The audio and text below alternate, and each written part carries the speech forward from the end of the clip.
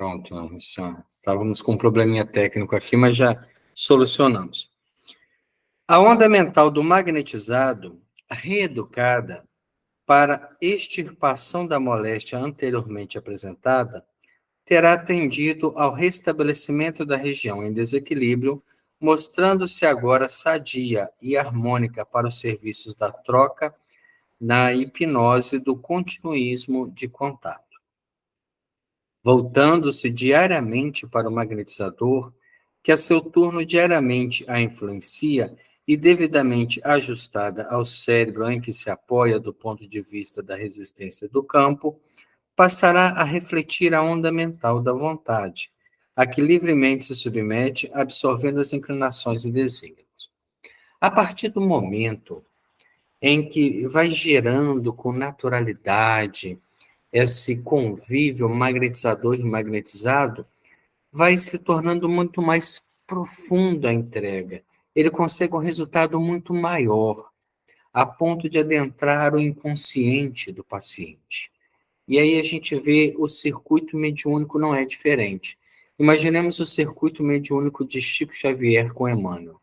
Chico teve a oportunidade de dizer que chegou a um ponto que ele já não sabia se o pensamento que ele emitia era dele ou do benfeitor.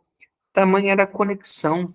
Os dois estavam mentalmente unidos a tal ponto que, independente da presença espacial, ele conseguia buscar o pensamento dos espíritos, não só de Emmanuel, mas de outros, mas principalmente Emmanuel, que foi o espírito mais presente na sua vivência mediúnica, através desse desenvolvimento de afinidade. E se isso se dá, por exemplo, para a construção do bem, também se dá na construção do mal. Espíritos viciosos vinculados ao alcoolismo, por exemplo, eles se associam a determinada pessoa e aquilo ali começa, ninguém começa, nem se torna um alcoólatra no primeiro dia que bebe, mas na sequência, quando aquilo ali vai se tornando mais importante, mais forte que a sua vontade, quando ele já não faz mais nada que não esteja apoiado no vício. E aí sim, gera toda essa dificuldade, gera todo esse desequilíbrio, a ponto dele não conseguir se libertar.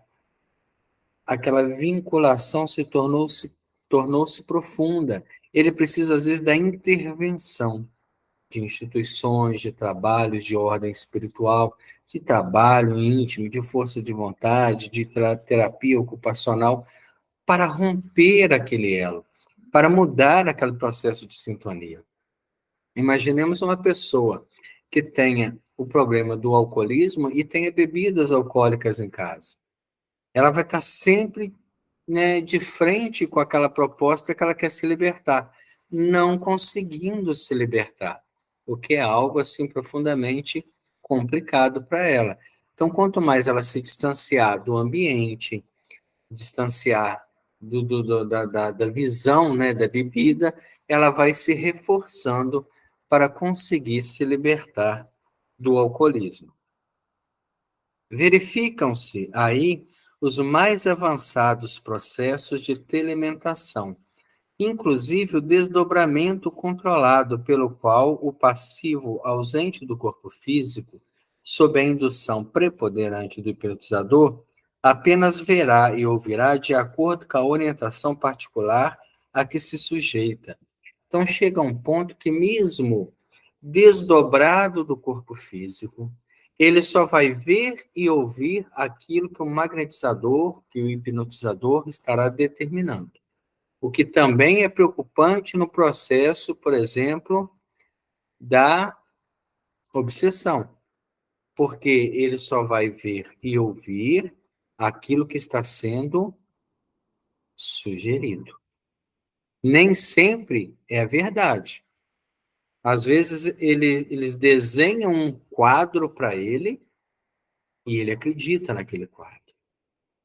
E ele cria dúvidas, porque aquela intuição dentro dele é forte. A pessoa fica assim, nossa, eu tenho uma intuição que isso vai acontecer. E acaba promovendo aquele quadro. Depois fala assim, eu tinha certeza, alguma coisa me dizia que isso ia acontecer. Ele construiu aquilo com a indução que teve e com os pensamentos que alimentou. Os espíritos superiores não trabalham na hipnose direta. Eles nos hipnotizam com seu exemplo, com as suas conquistas espirituais, com seus registros de trabalho, com a iluminação que já se proporcionaram. Mas os espíritos inferiores, eles utilizam esse mecanismo de indução direta. E quanto mais vinculados à inferioridade, mais difícil de se libertar. É o estado de permuta magnética aperfeiçoada, em que o passivo na hipnose ou na vigília transmite com facilidade as determinações e propósitos do mentor, na esfera de suas possibilidades de expressão. Então, nós temos aí, quanto mais estamos vinculados, maior o intercâmbio de ideias. Quanto mais estamos vinculados ao bem, melhor instrumentos para o bem seremos. Quanto mais vinculados para o mal, mais responsável. Automagnetização. E aí a gente coloca num ponto complicado. Lembremos do quadro da hipnose. A pessoa foi num profissional, o profissional vendeu uma imagem de confiança, que ela comprou, que ela aceitou, que ela se propôs a seguir, a se entregar, a confiar. E com isso, ela acabou adentrando aquela proposta de tal forma que a sua mente gerou os próprios recursos de cura. Lembremos que o magnetizador nada mais fez que levar aquela mente a um estado de reflexão profunda e fazer com que ela acreditasse que iria despertar num estado melhor. Esse é o resumo do processo hipnótico. O hipnotizador não fez um tratamento magnético, não reconstruiu um estado neurológico melhor, não curou. Ele apenas colocou lá para a mente: você vai adormecer e vai despertar melhor. E aquela mente acreditou, a tal ponto que ela adormece e, naquela indução que recebeu que ela ia melhorar, ela começa a reconstruir um estado de equilíbrio e depois de 15 minutos, quando ela é despertada, ela desperta muito melhor do que quando ela entrou no transe. Aí a gente começa a pensar assim, poxa, então, será que a pessoa sozinha não consegue desenvolver esse quadro? É necessário uma outra mente ou a nossa própria mente pode fazer isso? Pensemos conosco mesmo.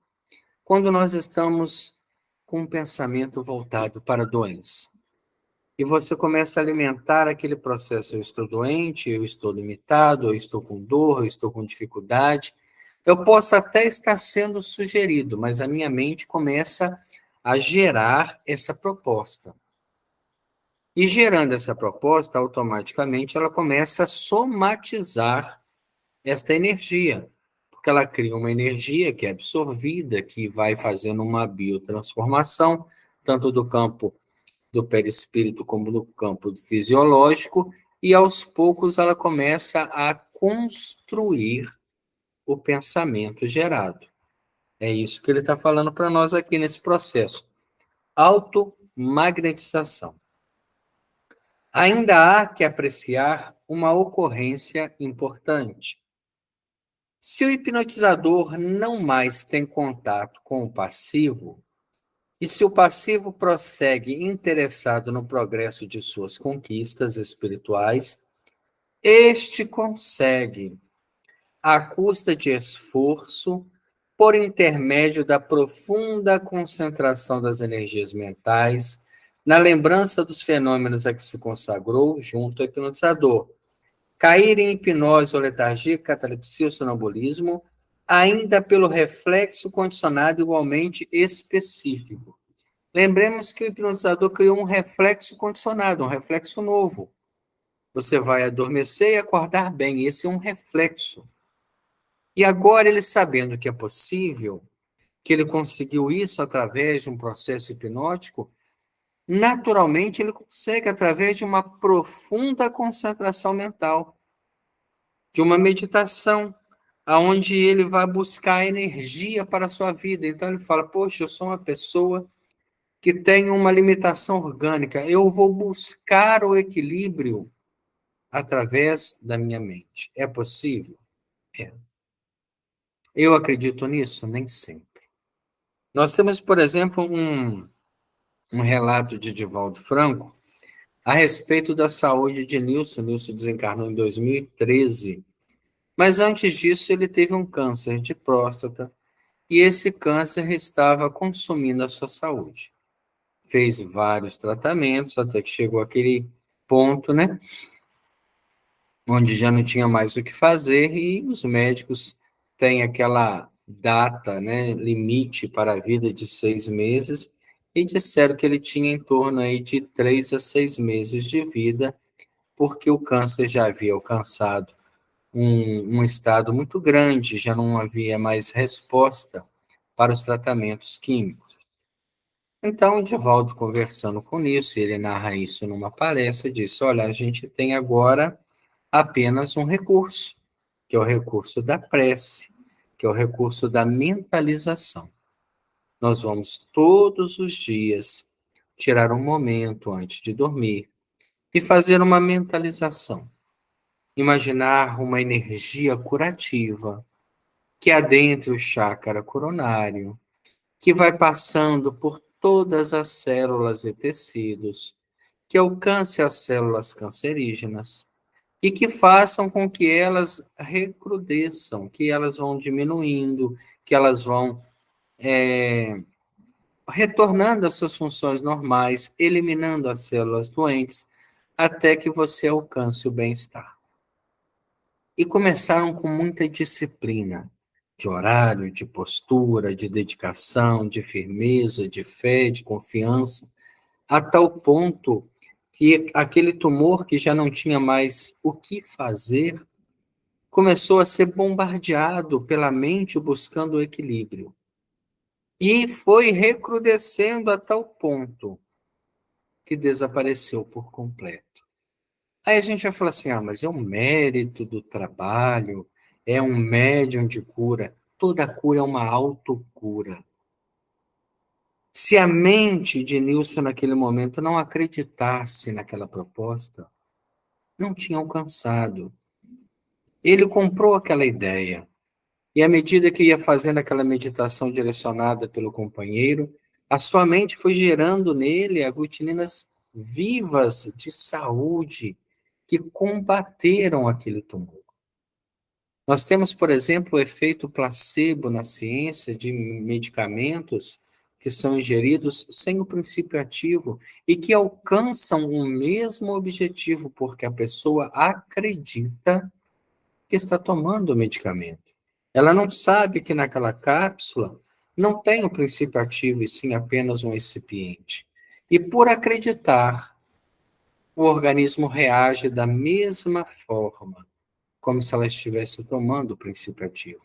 Isso mostra a automagnetização, o que a nossa mente é capaz de fazer no nosso corpo físico, a partir do momento que ela acredita naquela proposta, que ela se entrega, que ela confia.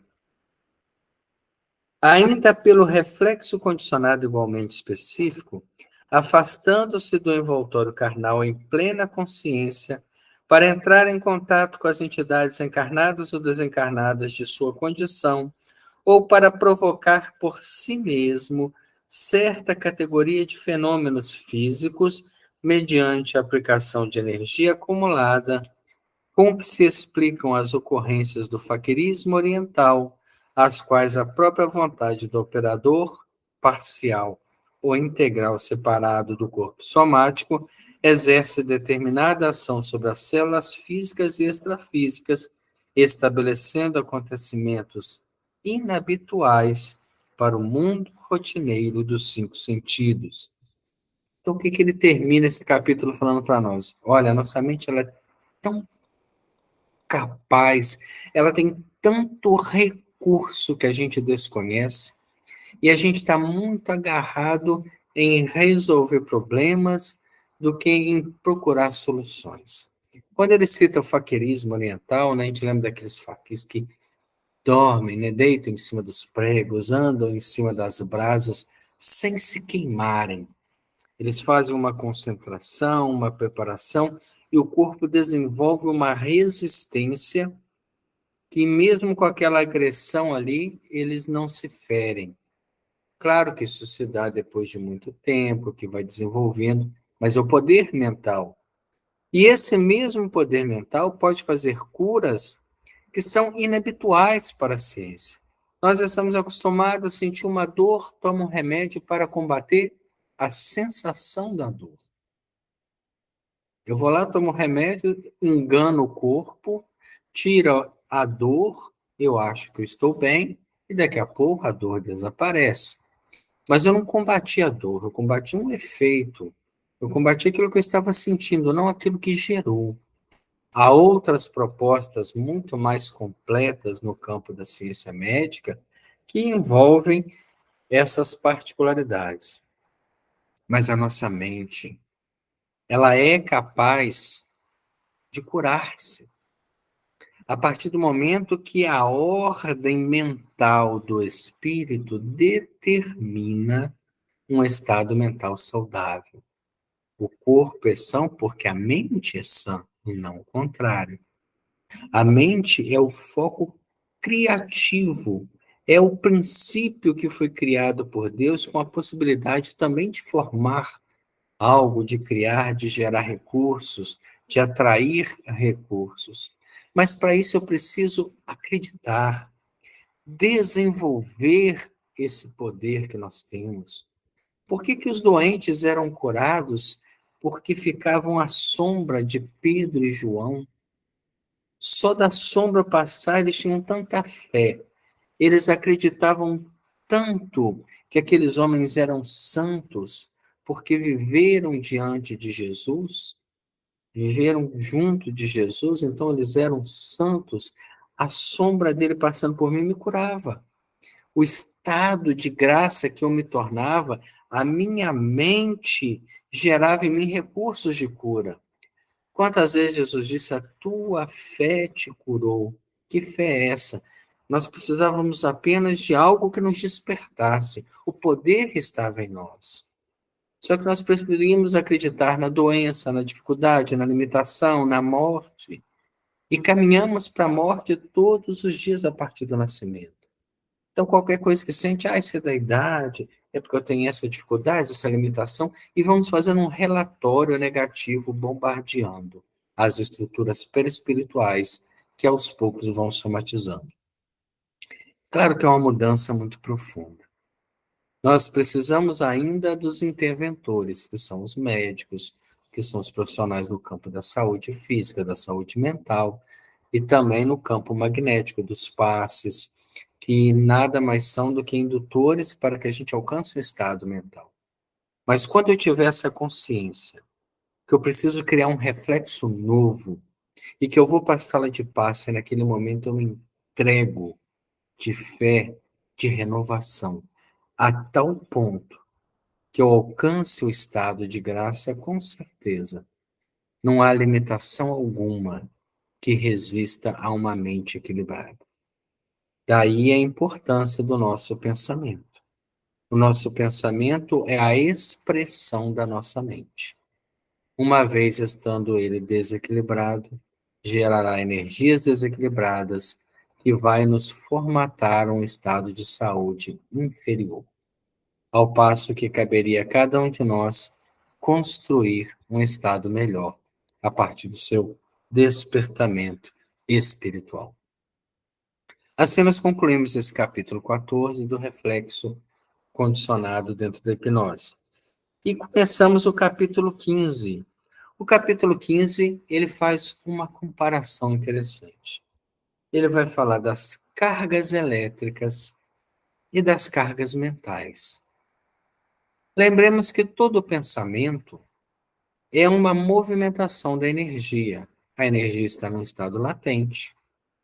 E o pensamento, que é uma agitação, faz com que essa energia ressurja, que essa energia tome forma, que essa energia tenha um teor eletromagnético. Então, que essa energia tenha uma carga. E essa carga, que ele faz uma analogia com as cargas elétricas, alcancem o objetivo. As cargas elétricas, nós temos, por exemplo, a aplicação residencial, industrial, social, e as cargas mentais. Que tipo de aplicação nós temos? De que forma que nós utilizamos?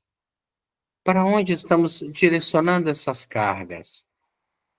É algo que fica, às vezes, né, passando despercebido na nossa existência. Às vezes gastamos uma energia mental demasiada em processos que não levam a nada. Gastamos reflexões e mais reflexões em propostas superficiais da vida. Gastamos o nosso tempo tomando conta da vida do próximo. Gastamos o nosso tempo julgando as propostas sociais, as elucubrações totalmente dissociadas de um raciocínio lógico. E com isso estamos gerando cargas mentais, que às vezes demandam campos de energia muito grande. Nós vamos ver nas obras de André Luiz que, estando ele na casa transitória, numa região no umbral, lá Fabiano de Cristo, havia em torno deles uma energia mental muito inferior, que foi necessária uma tempestade elétrica no campo da espiritualidade para queimar, para fazer com que o solo tremesse diante das descargas que eram feitas, queimando o quê? Energias mentais. As tempestades que nós temos também, que limpam o ar, queimam os miasmas do nosso pensamento. Os trabalhos de materialização são feitos a partir do momento que há uma higienização mental de todo o ambiente, porque todo lugar está sujeito à ação do nosso pensamento. A sala de trabalhos espirituais de uma casa espírita é uma sala extremamente preparada. Por isso, ela não deve ser dividida com outras funções, seja mesmo funções elevadas, como evangelização ou como reuniões particulares, porque, na verdade, naquele momento, o nível de pensamento se dá num teor diferente do que o trabalho mediúnico, que necessita, às vezes, de uma recuperação, de uma ação direta, de uma energia, né, específica para a reconstrução e cirurgias no campo perispiritual. Na verdade, nós estamos cercados no mundo de ondas e vibrações, já dizia Einstein. E o nosso pensamento, por emitir uma carga, ele age diretamente, influencia constantemente tudo que está à nossa volta. Tem pessoas que dão choque, tem pessoas que tomam choque, porque estão carregadas da sua energia anímica. E, às vezes, quando andamos descalço, quando estamos na praia e sentimos como se essa energia fosse descarregada, porque entramos num processo de relaxamento. E aí abre-se um entendimento maior, melhora-se a própria condição da saúde. Quanto mais ansioso, quanto mais deprimido, esses estados de cargas mentais sofrem alteração. Quanto mais saudável, quanto mais doente, quanto mais materializado, quanto mais nos campos inferiores, damos teor à energia mental. E nem sempre uma energia voltada para ser aproveitada de forma mais eficiente. Então, na próxima semana, nós vamos pegar esses dois conceitos da energia elétrica ou cargas elétricas e das cargas mentais e fazer analogia, como André Luiz nos recomenda. Mas, sobretudo, nós vamos começar a pensar sobre a questão do nosso pensamento. O que estamos fazendo na nossa auto-hipnose? Acreditamos que somos realmente capazes de mudar o universo? Porque foi para isso que fomos criados, à imagem e semelhança de Deus. Vamos agradecer a Deus por este momento, por esta reflexão, por tudo que nós temos, Senhor, absorvido dessa proposta. Nós pedimos a Jesus que nos abençoe, que abençoe a cada um de nós, Senhor. Que possamos meditar profundamente, sabendo que a nossa mente é um sol que ilumina, que aquece, mas também que queima e que fere, que pode construir ou destruir, que pode criar recursos ou criar doenças, que pode nos estimular ou também criar dificuldades, e que às vezes nós ainda não sabemos utilizá-la. Utilizamos apenas aquilo que aprendemos na cultura, nas escolas, na vida social, ou no exemplo daqueles que nos antecederam. Mas nós somos viajantes do universo, Senhor. Temos em nossa mente uma das maiores ferramentas de atuação, tanto no campo físico como no campo espiritual. Que aos poucos possamos descobrir como utilizá-la e transformá-la, Senhor, em um trabalho construtivo para nós mesmos e para todos aqueles que estão à nossa volta. Nesses momentos que encerramos as nossas atividades, voltamos o nosso pensamento ao lar cristão Paulo de Tarso, porque nossa mente voltada para lá, Senhor, direciona os recursos espirituais à instituição, para que a instituição possa receber as cargas mentais superiores, que vão aniquilando as cargas inferiores. E por estarem na maioria daqueles que pensam para lá agora e direcionam, também atraem cargas superiores, que aos poucos vão se tornando cada vez mais dominante, a ponto de abrir campo à espiritualidade, para agir, para trabalhar, para ter a assistência necessária aos nossos companheiros. Abençoe, Senhor Jesus, o nosso pequeno grupo de estudo. Dai-nos a confiança necessária e o entendimento para continuarmos estudando essa obra. Que Jesus nos abençoe e nos proteja, hoje, agora e sempre. Obrigado a todos que estiverem conosco. A gente pede desculpa aí pelos problemas técnicos, mas graças a Deus conseguimos concluir. Semana que vem estaremos de volta. Muito obrigado a todos.